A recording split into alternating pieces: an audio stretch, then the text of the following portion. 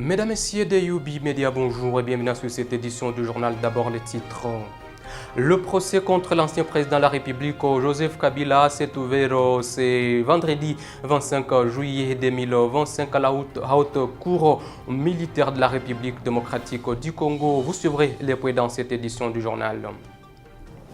Et puis la République démocratique du Congo, le Rwanda et le HCR s'engagent au rapatriement volontaire des réfugiés entre les deux pays. Ils se sont convenus donc au cours de 2 jours des travaux intenses à Addis Abeba. Nous sommes en Éthiopie. Vous suivrez d'amples détails dans cette édition du journal.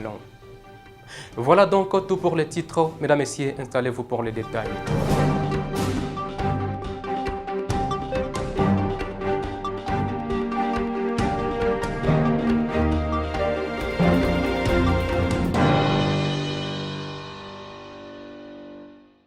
Votre fidélité nous honore, mesdames et messieurs, bienvenue à suivre cette édition du journal sur la télévision urbaine. On commence ce journal au quartier Katoyi où des jeunes ont adhéré volontairement à l'armée révolutionnaire d'ASM 23. C'est au cours des meetings tenus sur cette partie de la commune de Karisimbi. Nous sommes en ville du Goma. Sur place, l'autorité urbaine Julien Katemondalieni a prêché les vivre ensemble et la cohabitation pacifique. Il a appelé d'autres jeunes à se joindre à ces mouvements pour ainsi sauver la République démocratique du Congo. Suivez ici tour à tour certains jeunes qui ont manifesté la volonté de rejoindre l'armée, mais aussi les maires de la ville de Goma dans cette édition.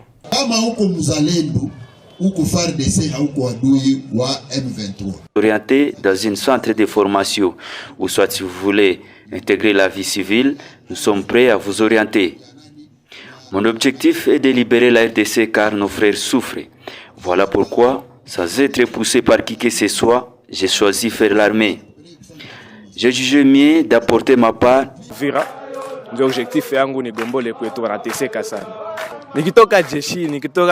J'ai jugé mieux d'apporter ma part au sein de l'ARC pour que la RDC soit libérée.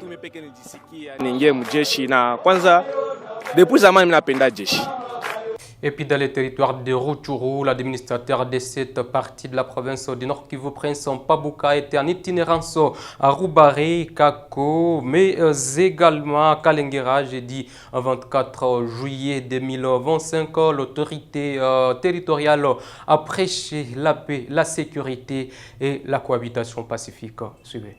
Accompagné du chef de cité Maguru Barata Célestin, l'administrateur a débuté sa tournée en offrant un sac de ciment à la succursale de Rubari de la paroisse Saint-Aloïse de Rutshuru. Après ces dons, Prince Mpabuka s'est rendu à l'école primaire de Rubari pour une série d'échanges. Il a d'abord rencontré les leaders communautaires avant de s'adresser directement à l'ensemble de la population. Dans son message, l'administrateur a martelé sur l'importance de la contribution citoyenne à la sécurité, attribuant ainsi la stabilité actuelle à la présence des militaires de l'armée révolutionnaire congolaise. Il n'a pas manqué de fustiger l'ancien régime, l'accusant d'avoir fait souffrir la population durant de longues années. Nous vous disons merci à tous les travaux que vous faites avec l'administration. Nous vous disons grand merci pour cette coopération et la complicité pour maintenir la paix et la sécurité et dénoncer le mal, car il faut que cette paix soit vraie et durable.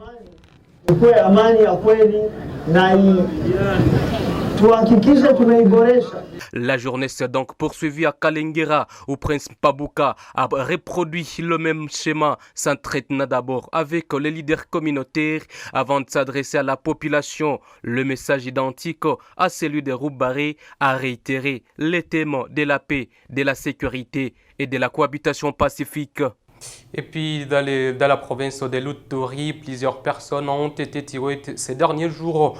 Beaucoup d'affrontements entre les forces armées de la République démocratique du Congo et les combattants de la Convention pour la Révolution populaire CRP en sigle d'une part et les multiples attaques de la Codeco d'autre part dans les entités du territoire de Djougou, notamment Nizi et Lopa. Jusqu'hier jeudi, la situation était relativement calme dans les centres principaux de Iga, Barriero, Lopa, Enizi et Dina, selon la société civile de Lopa. Mais les activités socio-économiques sont restées paralysées. Comprenez donc que cette partie de la République démocratique du Congo est secouée ces derniers temps par une insécurité grandissante. Et puis, justice dans cette édition du journal, le procès contre l'ancien chef d'État Joseph Kabila s'ouvre ce vendredi 25 juillet 2025 à la haute cour militaire de Kinshasa. Joseph Kabila est accusé de plusieurs griefs.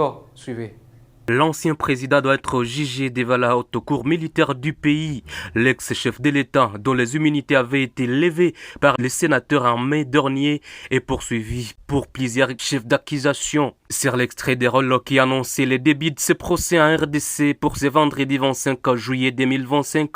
Les charges retenues contre l'ancien président Joseph Kabila sont lourdes. Il s'agit notamment de la participation à un mouvement insurrectionnel, crime contre la paix, homicide international par balle, trahison, apologie, viol, torture, déportation et occupation à force ouverte de la ville de Goma.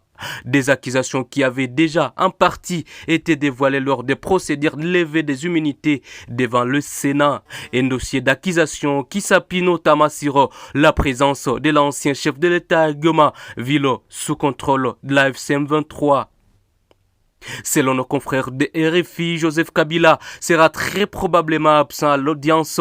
Cela fait plus de 2 ans qu'il est en exil, même s'il s'est rendu dernièrement à Goma où il a passé plusieurs semaines.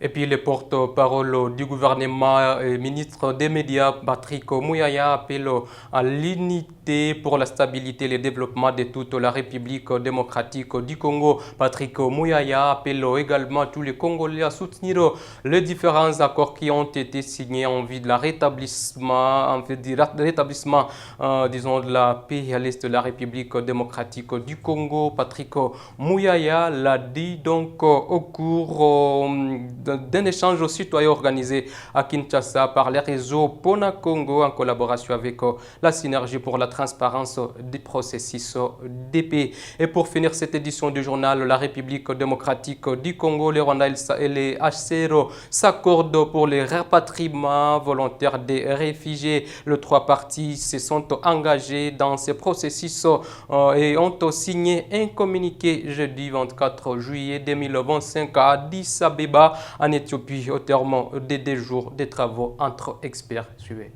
Le Haut Commissariat des Nations Unies aux réfugiés HCR et le Rwanda s'accordent sur les principes de rapatriement volontaire des réfugiés. Les 3 parties engagées dans ce processus ont consigné un communiqué ce jeudi 24 juillet 2025 à Addis Abeba en Éthiopie au terme de 2 jours de travaux entre experts. La République démocratique du Congo et le Rwanda s'engagent à rechercher des solutions durables en faveur des réfugiés en tenant compte des récentes avancées diplomatiques, notamment l'accord de paix de Washington entre Kinshasa et Kigali d'une part, d'autre part la déclaration des principes signés le 19 juillet dernier à Doha entre le gouvernement congolais et la FCM 23. Ces engagements visent à créer un climat propice à la reprise effective et sécuriser du retour volontaire des réfugiés, précise un communiqué du ministère congolais de l'Intérieur publié sur X.